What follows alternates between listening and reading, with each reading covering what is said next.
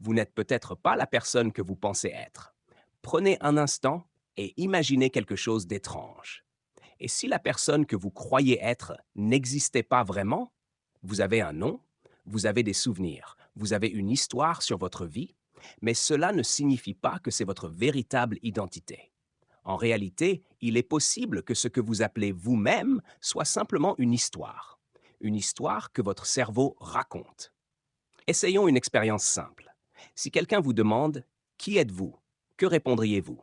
La plupart des gens parlent de leur profession, leur personnalité, les choses qu'ils aiment et celles qu'ils détestent. Mais regardez de plus près. Tout cela peut changer. Votre travail peut changer, vos passions peuvent disparaître, vos goûts peuvent évoluer, même votre caractère peut se transformer. Alors, une question apparaît. Si tout cela peut changer, qu'est-ce qui vous définit vraiment?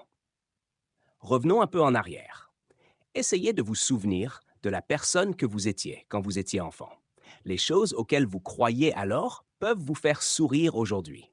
Certaines peurs qui semblaient énormes n'existent plus, et certains rêves qui semblaient essentiels ont peut-être complètement disparu. Maintenant, réfléchissez à ceci. Si vous avez autant changé, pourquoi êtes-vous si certain qu'il existe une version fixe de vous-même? Voici quelque chose d'intéressant. Notre cerveau déteste le chaos. Il veut que le monde soit simple, prévisible, compréhensible. Alors, il fait quelque chose de très particulier. Il construit une histoire simple et rassurante. Cette histoire dit «Voilà qui tu es». Et soudain, tout semble stable, tout semble logique. Mais la vérité est un peu différente. Cette identité n'est pas une réalité solide. C'est seulement un résumé temporaire de ce que vous avez vécu jusqu'à présent. Imaginez maintenant que votre vie soit un film. Vous êtes le personnage principal. Au début du film, le personnage a certaines croyances, certains rêves, certaines peurs. Mais année après année, le scénario change, les objectifs changent, les valeurs changent, les décisions changent. Et après assez de temps, le personnage du film ne ressemble presque plus à celui du début. Regardez autour de vous. Une personne qui croyait autrefois que l'argent était la chose la plus importante peut vivre un événement qui change tout. Et soudain, la famille devient la priorité. Une personne extrêmement timide peut devenir un leader. Quelqu'un qui avait peur de l'échec peut apprendre à prendre des risques. Ces transformations arrivent tous les jours.